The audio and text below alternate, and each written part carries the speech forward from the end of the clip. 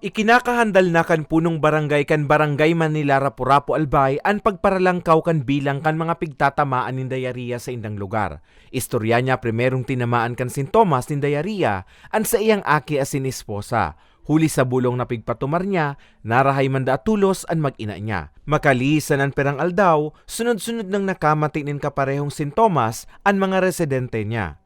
Kansigi na ang dakol, digdi niya na daipig-report sa MDRMO. Hasta sa makumpirmar nagkaigwana pala ng diarrhea outbreak sa indang barangay. So sabi sa kukang agum ko, minakaunda siyang sira na sabi niya garo. So ito ang pigsabi niya sa kuyang dahilan. Ngayon, pigbali wala may to sir, pigpali mo lang siya kay mga bulong bagang sutayata, itong tapos kapakaong kay batag. Sa videong ini na ipigpadara sa news team, mahiling ang saro sa 5 water sources sa lugar. Sigun kay punong barangay batalyer, halawig na panahon naman daan nila napapakinabangan, kaya ngalas nang gada siya, taano ta nangyari ang siring na insidente. So ang sabi nga ni kang pagkasanidad kang province, ang katulad duman sa sabi ng fetal, kung marami kong klaseng fetal yan, fetal disease, na kusa na kang dumigang tao o dumigang hayop. Yan ang finding tadi. Sa pinakahuring datos na pigpaluwas kan Provincial Epidemiology and Surveillance Unit o PESO, kan Albay Provincial Health Office o PHO, uminabot na sa 25 individual ang nabiktima ng diarrhea sa nasabing lugar. Sigun kay Engineer William Sabater, pamayo kan Water and Sanitary Division kan PHO, 80% kan mga residente sa lugar ang daina mo na nadapigtugutan na magkonsumo ng tubig gikan sa 5 water sources o sa 5 bubon sa lugar. Base kaya sa pigkondusir ng microbiological examination sa water samples na pag-arama na bako iniligtas kung sumuhon. Kita po namin na talagang itong unimproved spring na ito, doubtful source naman siya. Kaya nga lumabas sa water sampling namin results, lahat naman sila nag-positive.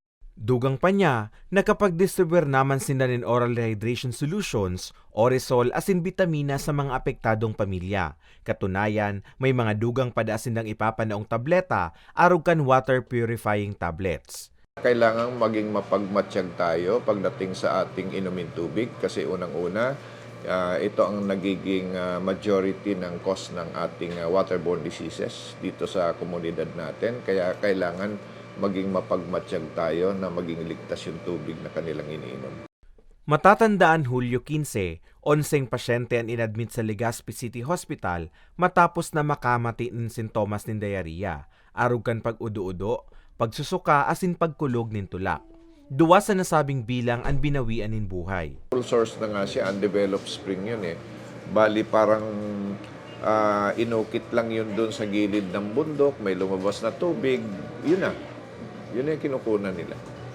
Mientras tanto, nagkondusir naman ng Standard Information, Education and Communication o IEC campaign ang mga BHW sa lugar kung saan pigtukar ang mga dugang nakaaraman dapit sa waterborne diseases.